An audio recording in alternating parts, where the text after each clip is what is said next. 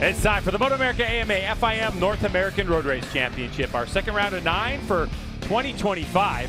It's Motovation Supersport on a MotoAmerica Superbikes at Atlanta weekend from Braselton, Georgia. Michelin Raceway Road Atlanta is the host for race number 2 as riders are ready. And yeah, if you watched us yesterday, the track is dry today. At least it's dry so far. Well, welcome everyone to the racetrack. Welcome to the broadcast booth. I'm Greg White, standing alongside two-time national champ Jason Pridmore.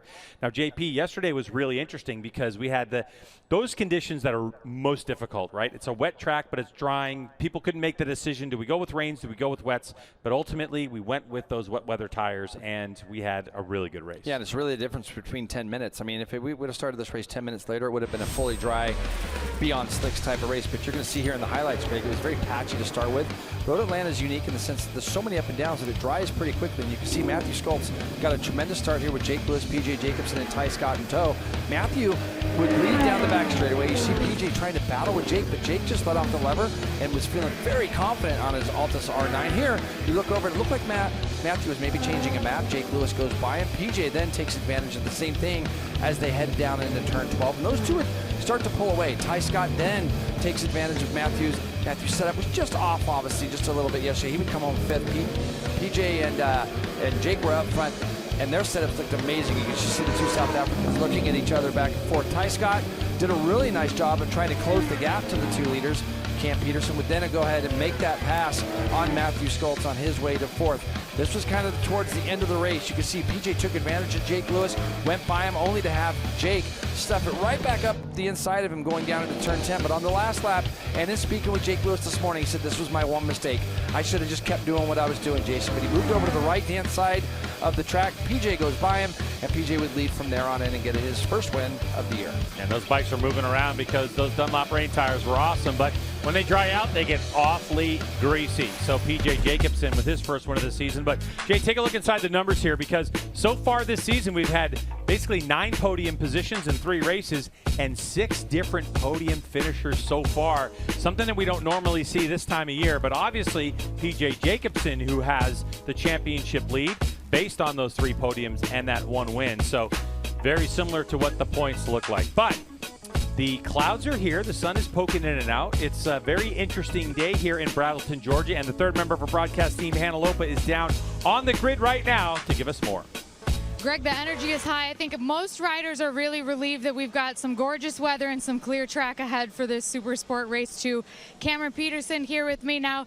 Cam, it's been kind of an up and down season for you so far, and an up and down weekend. Give us an update on how you're physically feeling overall.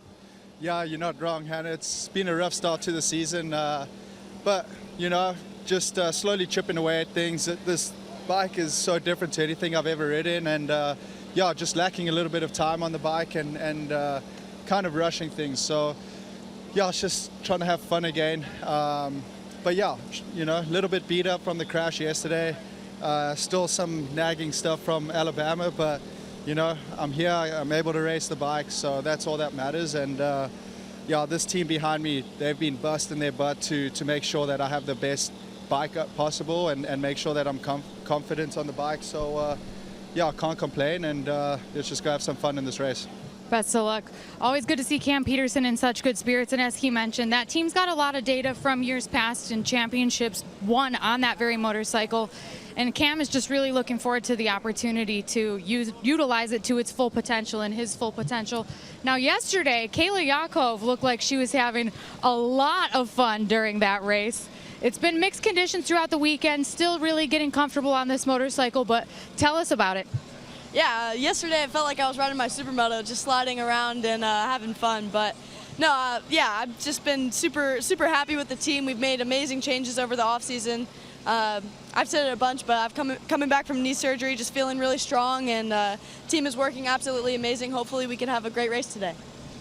Kayla Yakov, never one to want any kind of downtime, but definitely a recovery process for her, and she is in good shape ahead of this race. Yeah, every day is an opportunity to be on a bike, and that's what she wants to do. But yesterday, when we got to see her in the race, we saw her pop a huge wheelie coming over turn 5, and she looked like she was having a lot of fun. And yeah, there's a lot of elevation here at Michelin Raceway Road Atlanta, and you can pop wheelies all over the place. JP, tell us about it. Yeah, turn 1 is a fast one. It's a good first turn for off the start, too. It's plenty wide. But then it gets real narrow up in 3 and 4. Down those famous S's, Greg, turn 7, get the best drive we can out of there. A lot of drafting down that back straightaway. 180 mile an hour as they tip into turn 9 wide open, braking hard for turn 10. Down into a very steep turn 12 again, Greg. And we've seen some stuff happen there this weekend already. It's going to be another interesting Supersport race. Plenty of places to pass, and that back straightaway can give us some great tight racing. Well, this guy right here, P.J. Jacobsen, he leads the championship, and he's the only rider so far this season with those 3 podiums. He's going for another win. Can he get it done? Motovation Supersport is brought to you by Dunlop, the official tire of the MotoAmerica Championship Series. By NXT Bets. Play MotoAmerica for cash, multiple race classes live on top sportsbook and DFS platforms all season long. And by Motovation, the most trusted online resource for premium motorcycle parts and accessories delivered right to your door.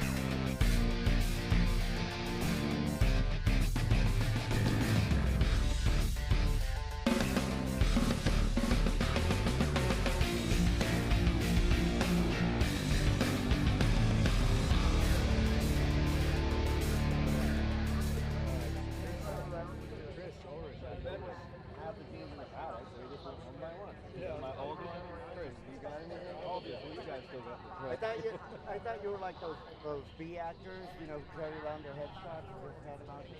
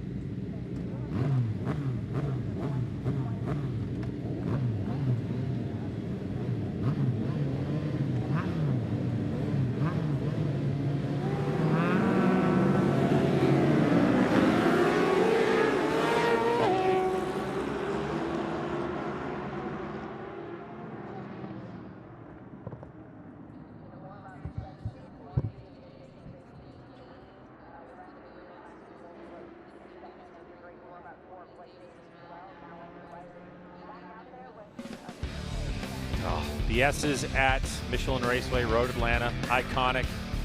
And it's really good to look at, but even more fun to rip through there, especially when you get to right here, turn 5. If you get it right and open the throttle, it's so much fun.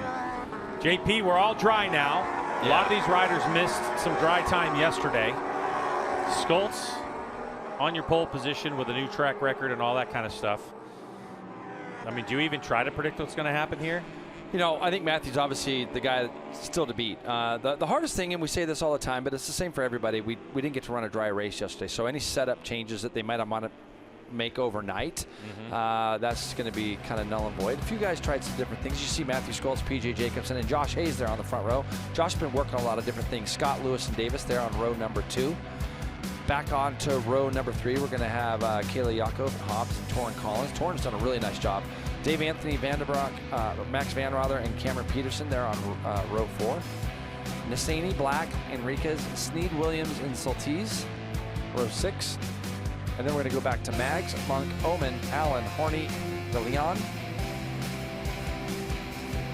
And then a little further back, we got Bittner and Ivy. Now, Greg, one of the things maybe some of the sharp viewers at home are going to notice that Corey Alexander is in here. He fell yesterday. Sadly, hurt his wrist. That's why he's a scratch. And so a few of these riders that were, you know, just behind Corey have all moved up a spot from yesterday. So Torrin Collins had qualified 10th, so he's up 9th. So that's going to, you know, when you get that full row, you know, like Torrin's up a whole nother row now. So it's going to give him confidence to hopefully try to go with those first 2 rows. So P.J. Jacobsen in the middle of row number 1 had a well-calculated race yesterday, but totally different circumstance. And this rider, number 22, Blake Davis, he's a throwback. I'm going to talk more about that as the race goes on. 18 laps scheduled for race number 2 in Motovation Supersport. When these lights go off, revs are up, so here we go. And away we go to turn number 1. Who's going to get that whole shot? Yeah, you're going to see it here. It looks like Matthew Schultz. Josh Hayes also with a great launch. He's going to fire that R9 of his into second. We got R9s up in the first 4 spots right now, as it looks like Blake Davis and Jake Lewis are going to form a quartet of R9s as we had somebody go down going up the hill. Not sure who that was just yet. So we had a rider down on turn 1. You see the safety car. Rider's up and good. I'm trying to figure out who that is. It looks like it could be Owen Williams. Let's see, it looks like it's Owen. Yeah, it's an Altus bike, 13. Don't see him do that very often, Greg. So good news is he's up and okay. You can see a lot of mud, but Matthew Schultz has done the split job right off the bat down through those S's on lap 1. Josh Hayes told me today, he says, Jace, I'm usually really good in sector 1. He goes, Matthew's a 0.8 of a second quicker than me down through there. He's very fast. So you can see that gap that Matthews pulled out. Hayes, Blake Davis, Jake Lewis, and then PJ Jacobson and Cam Peterson, I believe, are going to round out your top 6. To build on what you said, what Josh Hayes was saying about Matthew Schultz, the number 1 plate, all the riders that I spoke with as Blake Davis drafts and pass into second place. Here comes PJ as the sitting duck number 4, but it's the top of the hill in turn number 2 where Schultz is so brilliant. Everybody looking for some room. Whoa, Ty Scott looking for some real estate, and he got away with that one. PJ literally went from 5th almost to 2nd, only to get closed out, and there was a lot of stuff happening down there. So they're going to come out kind of the way they all started the back straightaway. That was some good tight racing there in the end, and everybody giving each other just a little bit of room. As you can see here, PJ's almost up to 2nd, Greg. Jake Lewis almost got in the back of PJ. Ty Scott's going down the inside of everybody. Hayes will let off the lever and go around the outside of those two as they fight. And you know, for Josh's sake, that was the best thing he could have done. Otherwise, he probably would have got squeezed out. So also smart for the 15J to not force the issue. Yeah, that's right. And cause himself to go down. He did the right thing. He rolled out of the throttle for a moment just to give Ty Scott that position. And that's what these guys do with so much experience. You feel for the riders around you, and you know PJ knew that he had somebody down the inside of him. To just turn in on Ty Scott could have been catastrophic for both. You got to give guys a little bit of room, which is what PJ did, and that's why they're still going. We get a good look at Gayla. She is now on the back of that as Matthew Schultz pulled out a full 2nd on the first lap. We're not even speaking of it. Look at the number 1 streaking away. Now, Blake Davis and Jake Lewis are starting to streak away themselves in that 2nd and 3rd place spot. So far, it's been an all Yamaha R9 affair. Here comes the Vision Wheel M4 X-Star Suzuki of Ty Scott out of the draft of Josh Hayes. Here we go back down into turn number 10, and it's the North Georgia bar brawl again. But it's going to be a little cleaner as Cam Peterson now tries to go around the outside of everybody. No drive available for him there, but it looks like Hayes was able to scooch right back by the 45 of Cam Peterson, who's on that Celtic Economy Lube Plus Tire Warhorse HSBK Ducati. Yeah, and talking to Cam this morning, they're still working out some bugs on that bike for him personally. Just some setup things, trying to get him more comfortable on it. So this will be a nice little test for him, these 18 laps that we're going to get put under the bright sunshine here. As you can see, Matthew Schultz 1.2 seconds quicker, 1.2 seconds out front. As you see this guy's going down, you're going to see Josh Hayes again. See the space that he's given. Now Cam tries to go around the outside of PJ. Hayes is going to be underneath him, getting that bike turned and up off the edge of the tires. PJ runs just to the outside of Ty Scott. Yeah, he spun up the rear too, went a little sideways. That affected his drive. All right, so looking at the lap times after that first full lap, a 1:29.166 is the benchmark time set by Matthew Schultz. His competitors behind just a couple tenths off. So Schultz right now in control early on in this race with about 14.5 laps to go. You know, the big thing so far, Greg, is our championship leader has just kind of got under these scrums at the end of this back straightaway, and it's created this space and this gap as he's going to try to go down the inside of Ty Scott as they crest the top of this hill, and he's going to have to do something special to outbrake Ty Scott at the bottom, because Ty looks like he's really confident in that GSX-R 750 front end, and you can see he just basically got in there, pushed PJ out. PJ didn't quite have that spot. So this is what it's doing now, is it's creating this big gap. And for when you start looking at points and what PJ made up yesterday, that might not be the case now. Coming across the stripe, The number 70 and the 45 getting after it. So Schultz still leads the way. Fastest lap of the race goes to the 45 so far at 28.954. Cam Peterson back in 5th place.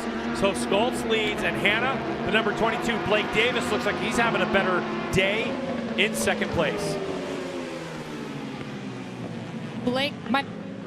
Blake told me that he has a lot of fun, and this is one of his favorite tracks. He does have Xavi Flores here with him all season long, will be his crew chief. He said his extensive background really brings a lot to the table because he has both great mechanical and riding insight. They've been working through bike setup all weekend, and you know, yesterday with the rain, it kind of threw a wrench in their plans, no pun intended, but they did miss out on some dry laps in Q2. He did tell me he feels a lot quicker pace than he has shown all weekend, and so it's nice to see him finally up to speed up front where he said that he felt like he belonged. Yeah, and when Blake Davis talks about the fact that he likes this place, Jason, he told me he's been coming here to Michelin Racing Road Atlanta since he was 9 years old. And I said, 9 years old? He said, yeah, RS 125. He is a huge fan of two-stroke motorcycles, and the 22 is looking for an RS 125 that he can buy and have in his collection, or a TZ 250. So Wayne Rainey's at home going, yeah, Blake Davis is a plug chopper like I am. Well, Wayne's got a 500, or at least a couple of them possibly sitting there, so that would probably be a bigger number than Blake wants to put out. But you can see these 3 behind Blake Davis and Jake Lewis right now trying to get organized to try to run those 2 guys down and battle for this podium spot. Man, Ty Scott is so good at the end of that straightaway. As you see PJ Jacobson now carve his way through on Cam Peterson down into turn 1. Matthew Schultz with a 28.8 on that last lap, and that is some 0.7 seconds quicker than the guys behind him. So Matthew continues to just pound out those laps, doing a lot of his damage even in that last sector, Greg. He was a half a second quicker in the last sector in a 25 second split. So that's a big number there. So there's a battle for second between 22 and the 85. This is the battle for 4th. The number 70, Ty Scott, Vision Wheel M4 Star Suzuki. That's a GSXR 750 in our next generation Supersport rules. The 22 there is Blake Davis on the Strack Racing Yamaha R9. And then you have, of course, your championship points leader in the Ray Hall Ducati Moto with Expel. That's the number 15 of PJ Jacobson, trying to use the horsepower of that Ducati to go around, but Ty Scott so good on the brakes. Play MotoAmerica for cash. Superbikes, baggers, and Supersport series are now available on top sport books and DFS platforms. Scan the flow code or visit nxtbets.com/playma to see what's available in your location. Sign up to claim exclusive bonuses and make your picks now. Just not being able to see these guys there in that 4th, 5th, and 6th be able to close up, Greg. They're essentially doing the exact same lap times as Matthew again goes 28.6, and he's just continuing to pull away. That's 0.8 seconds now. He pulled away that last lap. 2.7 seconds up the road is Matthew from this battle for second. And then we've got Ty Scott and PJ and Cam. You know, I just feel like if the Ducatis can lead their way through that turn 10, that they might be able to bridge this gap to the 2 leaders, but Ty is just so strong at the end of that back straightaway on the brakes. He's not letting them get away with it. Then we fall back a little bit further. Got Kayla Yakov, Hayes, Teague Hobbs, and Torrin Collins doing a nice job rounding up the top 10. So Matthew Schultz, fastest lap of the race last time by 128.658 for Schultz, all by himself with about a 3-second margin back to second place. His teammate Blake Davis, both on Strack Racing Yamaha YZF R9s, a brand new model for Yamaha this year, and they're banking on rolling these things off the showroom floor by racing here in MotoAmerica. And then Jake Lewis also on a Yamaha on the Altus Motorsports machine. That's your 1, 2, 3, and now we're looking at the battle once again for 4th place. And I can tell you, as a rider, Ty Scott is so happy to be good in that sector of the track. As you see, PJ continues to pull up alongside of him. The braking of the 70 is really good. So that team has obviously been working very hard. As you said, get a look at Xavi Flores sitting there looking at his rider Blake Davis going through. Wasn't that long ago we got to see Xavi win a bunch of races here in MotoAmerica. It's so good to see him as PJ Jacobson makes the pass in turn 1. All right, so now we'll see if Ty Scott can fire back right away, or does PJ have some speed to break away and try to close this gap that's about 3 seconds to the riders in front of them. So PJ, you can tell from his body language the urgency of how he's riding it. we're going to look at this first split, Greg, because look how much he's pulled away already just from that entrance of turn 1. 34.3 for Matthew Scults in that first sector this lap. Let's see what PJ comes across. 34.4. That's his fastest first split. So expect this to be PJ Jacobsen's fastest lap personally of his race, as you can see how much he has gapped the 70 of Ty Scott. He's already bridging the gap to the guys running second and third. Now it's going to be up to Cam Peterson, who's on a very fast Ducati as well. See if he can get in the draft of the 70 and try to get by Ty as well sometime in the next lap, so he doesn't lose too much time to those others. Long back straightaway, and there is the number 4 of Josh Hayes. So Josh Hayes holding off the advances of the 19 of Kayla Yakov. He'd actually the last lap gotten by Kayla. And then the 79 is going to be Teague Hobbs, and then Torrin Collin in the mix as well. That's the battle back there for 7th place. You look at that, just looking back, everybody's pretty much in the 29s and 28s, though. 28.5 for Matthew Sculls, fastest lap of the race. 28.4 by PJ Jacobsen. So PJ does have the pace to run with the guy up front, but unfortunately, it's just too much ground has been lost in those first 4 or 5 laps, fighting with the guys that he had to get through in order to get to Matthew. So he's going to be eyeing up that second place points. Those 20 points are going to be important for PJ to try to get back up with those, to get in that battle with Davis and Lewis. So PJ Jacobsen on the back of a 128.450, fastest lap of the race so far. After getting around that battle, is uncorked, and look how quickly he has closed the gap to Jake Lewis. Hannah? Greg, to kind of expand on what JP was just saying about PJ having to make up so much ground, we talked about the race yesterday, and he said he really needed that win because he knows Scults is so good at this track and that bike is really strong here at this track. He definitely gained some confidence from winning that race, but he said he needed a good start because he did not want to lose touch with Matthew Scults, and I'm sure he wasn't anticipating being in the battle that he was in, but now he's definitely got a lot more work to do. This is exactly what he was hoping to avoid. Yeah, and there he goes from 4th to 3rd around Jake Lewis, sliding it sideways. Of course, PJ Jacobsen, so much world experience, coming as a kid from flat track background, is no stranger and is not scared of sliding that motorcycle around. In next generation Supersport, there aren't the electronic aids that you would find in the superbike category, as we have a rider down, Vision Wheel M4 X-Star Suzuki. Is that Max Van?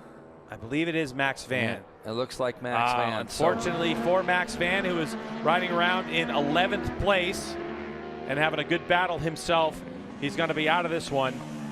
But back to the 15 of PJ Jacobsen and his Ray Hall Ducati Moto with Expel. He's got by Jake, and Blake Davis is obviously pulled away from Jake a little bit as well, so PJ's got to try to bridge that gap and get himself into that spot. Right now we got a Strack 1-2 at the front with Scults and his teammate Davis here. They come right at you at the moment with PJ and Jake Lewis just off the back of PJ now is Jake. Jake's having a great weekend, by the way. He's been riding really well on riding 3 different classes. Yeah, busy guy. He's been, don't want to give any results away, but he's been really strong all weekend. And so, again, he told me today, Greg, I had a talk with him. He says, Jay, the R9's actually really good. He's really happy where he and the team are on that bike. And he also talked to me about just how he can get in behind the fairing. I said, it looks like a bigger bike. And he says, yeah, I can get my frame under there really nicely. And it's really showing, because even in top speeds, Jake's not down that much at all. And speaking with Blake Davis, who PJ Jacobsen is trying to track down now, he mentioned that. So Blake came from the R6, and of course the R9 really replacing the R6, different engine configuration. But Blake even noted, who is, your prototypical sized rider, I would say, Blake Davis, he said he actually enjoys the larger kind of diameter of this motorcycle. It's more R1 than it is R6, and I think Yamaha did that on purpose to really suit a wider variety of riders, and they have hit on it, as PJ Jacobsen now fastest lap of the race again at a 128.348. Of course, we know out front with a 4-second lead, Matthew Scults doesn't really have to push the issue right now. With 7.5 laps to go, he's leading comfortably, but here we go. After that fastest lap of the race for PJ, he is on the 22. The question is, where's he going to strike?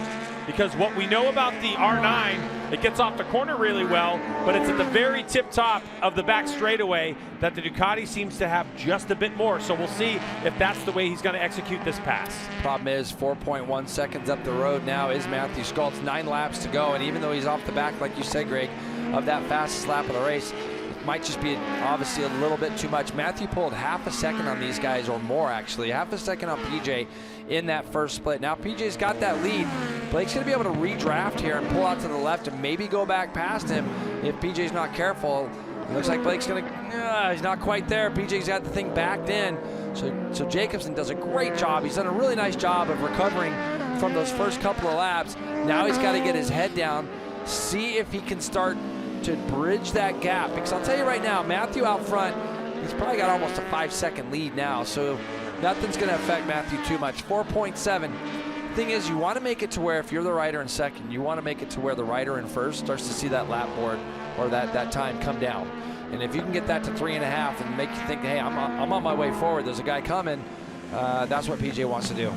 But Jay, looking as a rider, PJ with just a bit of a mistake there, but as a rider in a team, Jay, are you looking at the net weekend result? So what I'm saying is Schultz came in here with a 1-point advantage over PJ. If PJ Jacobsen is able to hold on to this position, his net result will be 8 points leading this championship, or is it really just about this one race and wanting to win it all? I think PJ, as seasoned as he is, right now he's playing that numbers of like, okay, all I want to do right now is get away from Blake, make it to where I don't lose those extra points, 20 points in the bank.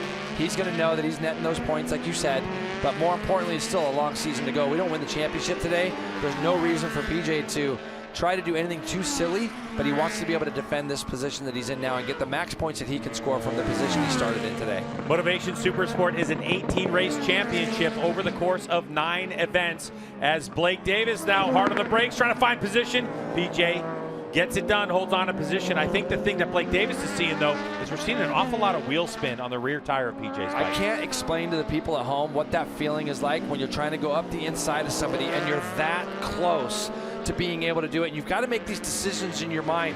Do I continue to pull the lever on a little bit harder? Do I let it go just a little? Does he see me? So when you see these guys racing as close as they are there, these decisions are getting made in like literally splits of seconds to be able to do that. So good, T. Cobb's down. That's going to be probably, is that last corner, Greg? I'm looking out my window to see if I see a yellow flag. It looks like it's the last turn. The very last corner, the tight left-hander. So unfortunately for the BPR Racing Yamaha rider T. Hobbs, he's down in the gravel trap. To get back to my point, you know, we've seen Blake try that spot a couple times now where he's been in that position. As long as PJ knows that he's still there, PJ's got to keep defending, and it's going to make it harder for PJ to pull away. And again, we're going to see if Blake Davis can get in the draft of that Ray Hall Ducati down the back straightaway, because he kind of catches the draft very late to where he gets up alongside of PJ, and you can see also we've got some tail enders that we're going to be faced with here in a minute. So let's see what the 22 does now. He's got a lot of drive, so he's a little bit too far back this time. So they're both going to be a little bit more traditional going down into turn 10 this lap. Blake trying to get it slowed down. And of course, this new Yamaha R9 is still in its development, and talking to our race leader, Matthew Schultz, about it.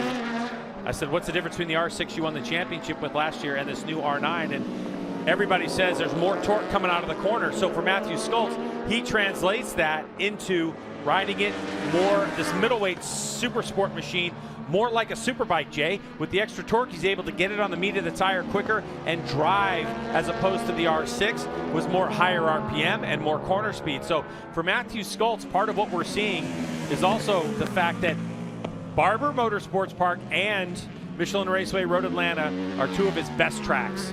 And the fact that he's got a very capable machine underneath him, Matthew Schultz is able to dart away. Hannah? He is, Greg, and when I spoke to his crew chief, Jordan, he said they really refocused this morning, especially to look for more rear grip on the edge of the tire. You're exactly right about what you were saying. They're trying to make small steps in changing the motorcycle because there are so many question marks on this. It's only about 20% different from where they started this weekend. Overall, the chassis is so comfortable enough to set the track record yesterday in Q2 for Matthew, but a championship requires them to keep pushing for more, and so that's what they continue to try to do. Yeah, and Hannah touched on it yesterday too, Jason, when she was giving a report about the development of these bikes.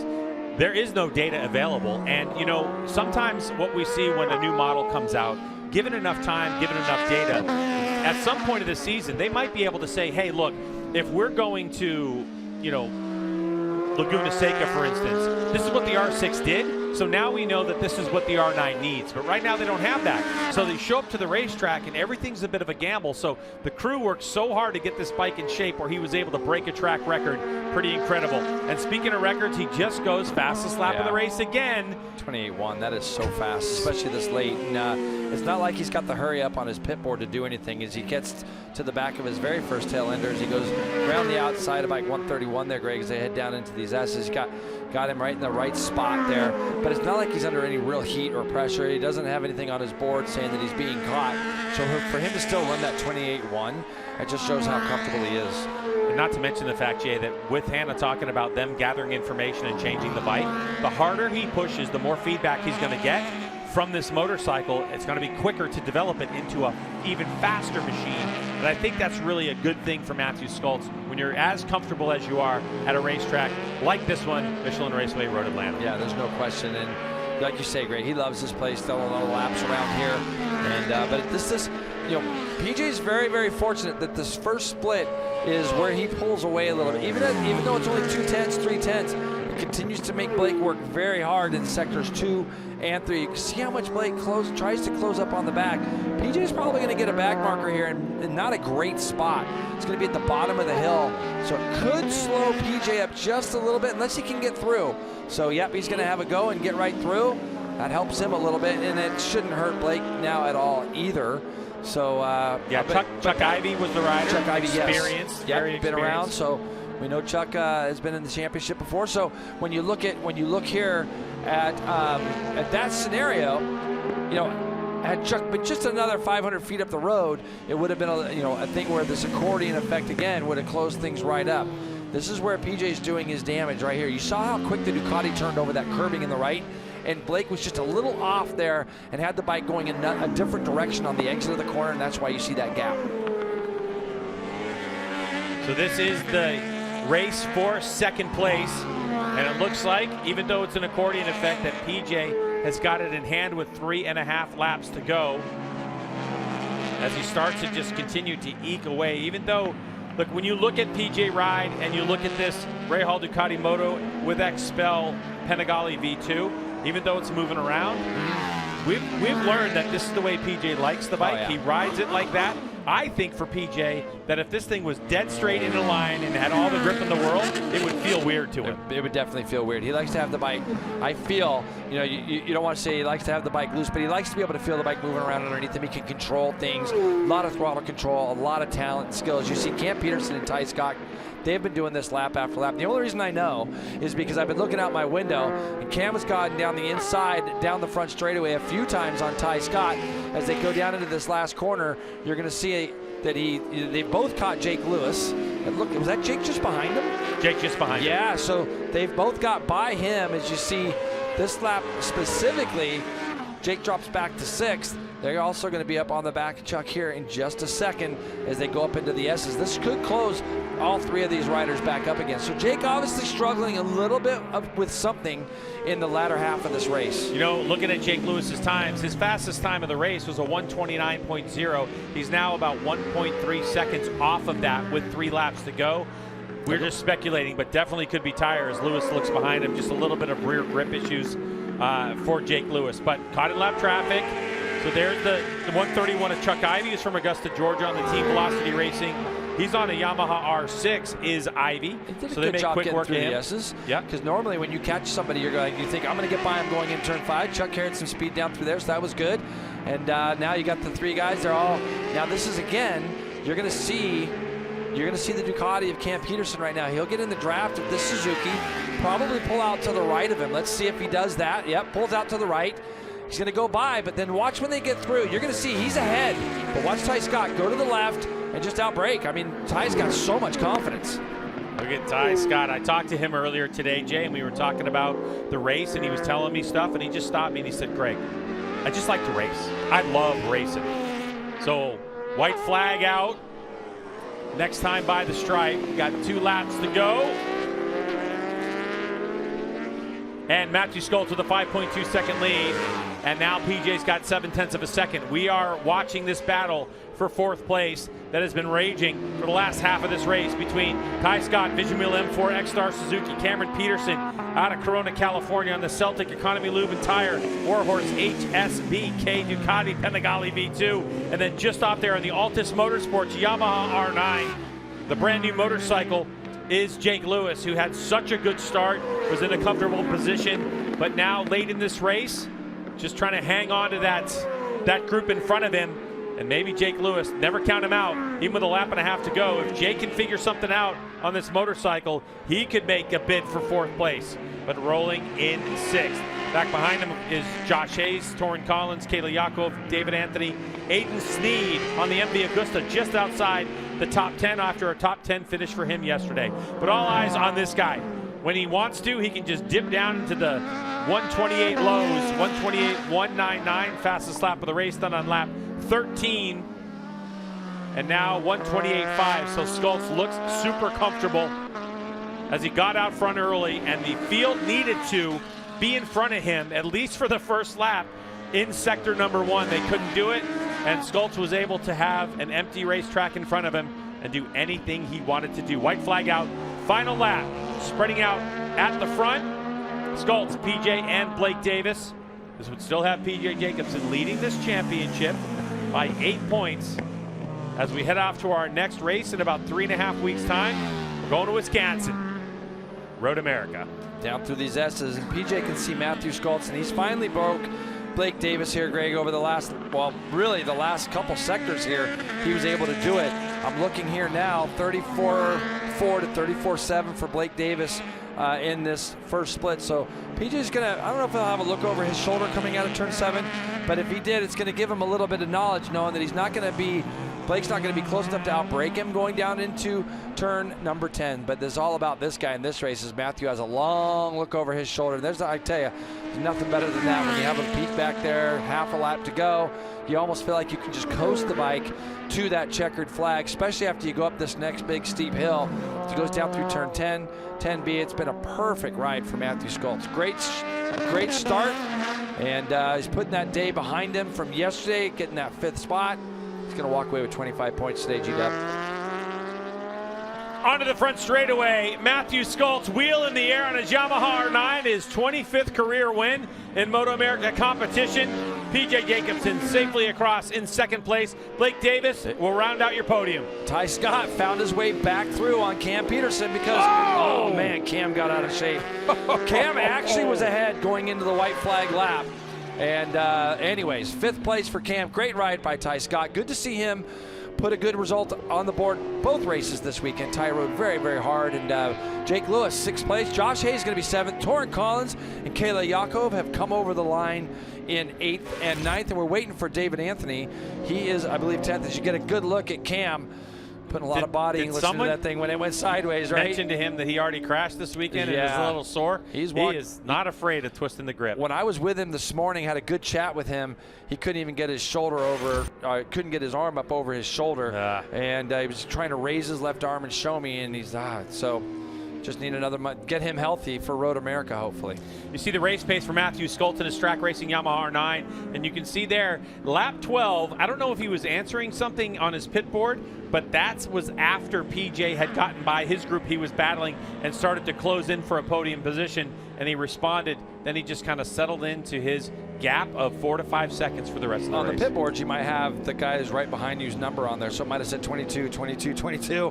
When he saw the 15, he might have thought, yeah, maybe I need to put in a couple flyers. And needless to say, he didn't have to do that, but he goes on and wins by 4.1 seconds. So Skoltz, who only lives about an hour and a half from here, definitely one of his home tracks. We're going to talk to him and find out how he was able to dominate that one when we get back to Georgia.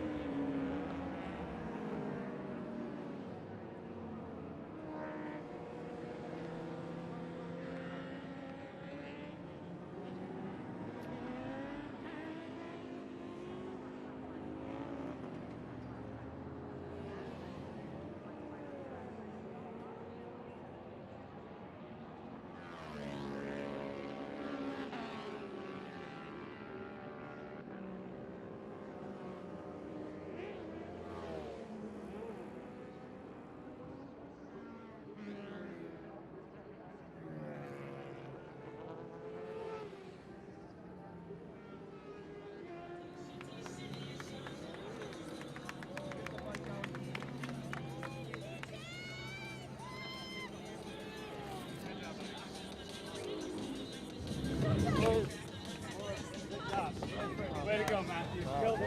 Good recovery. Good recovery. Trying to get you slowed out. No. It was crazy. The left that I actually got killed out. I didn't fuck it. Not good. The left I did the switch 8 one. But if I didn't touch the water, it would be that. So this is just roll speed. Smooth roll speed. Yeah.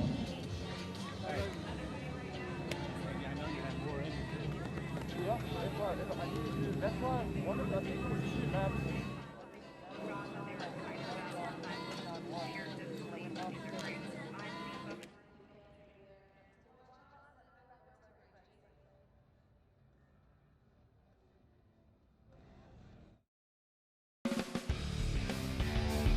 Motovation Supersport is brought to you by Dunlop, the official tire of the MotoAmerica Championship Series.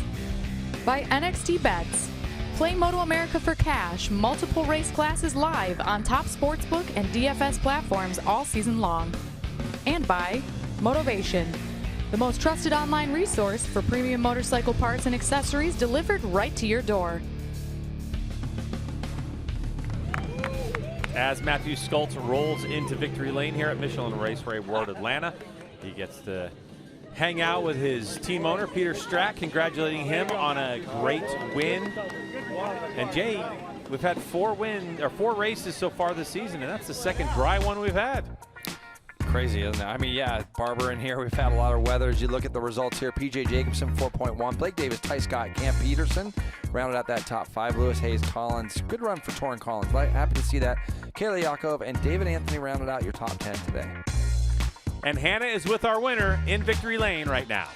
For Matthew Skoltz, he locked in and set sail with a 5-second margin of victory over the rest of the field. Matt, what progress has been made on the development of this motorcycle, especially for this track this weekend, that allowed you to dominate today? I mean, everyone knows the R9 is a brand new bike, so every time we get out on a track, you know, we have to figure out gearing and setup and everything else, but I feel like our base setup is pretty good at this point. We made a few changes overnight. Feel like we got shafted by other weather yesterday, and today we showed our true form. You know, thank you to the track racing guys. We've been working super hard, and it paid off today.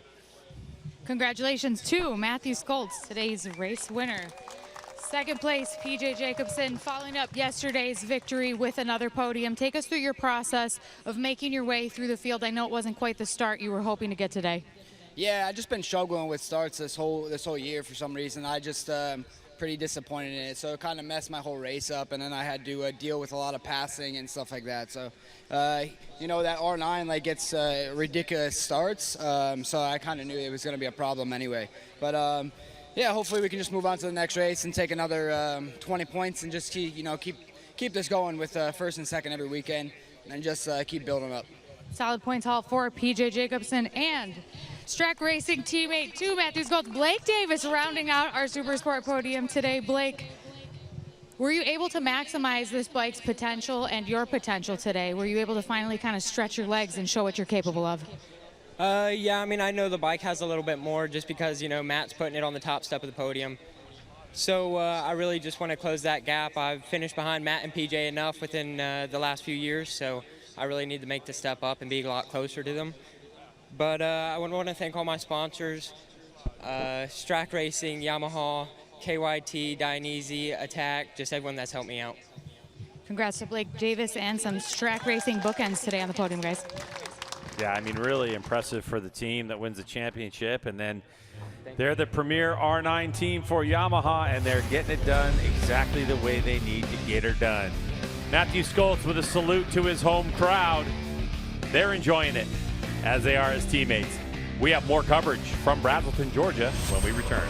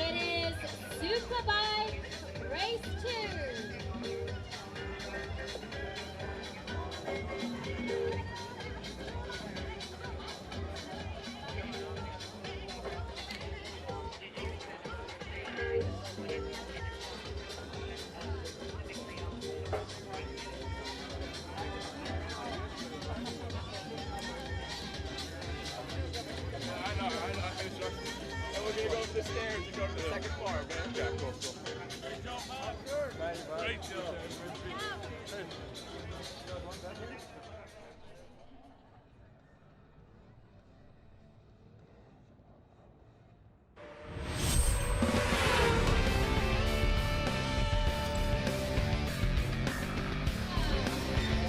podium celebrations underway of our last Motovation Supersport race at Michelin Raceway Road Atlanta this season. And here's how it all unfolded, Jason. It's all about that start for the number one. You heard PJ Jacobsen say those R9s get ridiculous starts. There was 4 of them going up the hill together. So that makes a lot of sense as you see PJ back there trying to get by already. This was some really close and tight racing there with Ty Scott and PJ Jacobsen. And it would go, and it would happen over and over again as you see PJ get pushed a little wide here. And when you think he lost by 4.1 seconds and how much he lost in the first 6 or 7 laps of this race, you know, PJ did a good job to even get that gap down to what he did. He was finally able to make the pass, but not on this particular occasion as you see Ty Scott again. But he did it down into turn 1, Greg, and what he did there, he was able to get through that first sector of the track, pull away, catch up to Jake Lewis, make the pass pretty quick on Jake going down into turn 10. Then it was all sights set onto Blake Davis, and he was able to get up to the 22, go past him, and then try to bridge the gap to this guy, but you weren't going to catch this guy. 28-1, fastest lap of the race for the number 1, and another race win for Matthew Schultz, our defending champ. Incredible work by the champ, especially here at Michelin Raceway Road Atlanta. And Jay, these are those kind of moments when you come to your home track, a track where you're comfortable, and you know you don't have the numbers to be able to come out of here with that big win is always a good thing. As Schultz and his team get to celebrate, we get to step away for a moment, but when we come back, more Motovation Supersport.